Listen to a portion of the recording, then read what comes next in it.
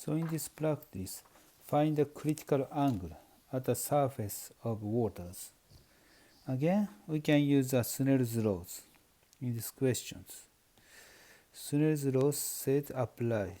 This is 90 degrees.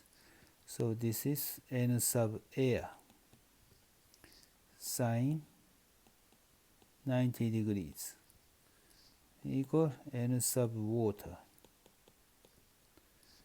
sine alpha. So alpha is expressed sine 90 degree is 1. So alpha is inverse sine n sub air over n sub water.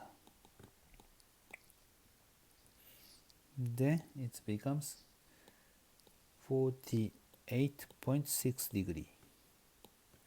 So this angle is a 48.6 degrees. This is the answer to this practice.